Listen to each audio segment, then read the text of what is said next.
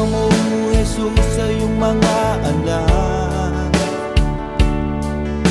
nagbunga ng kabutihan.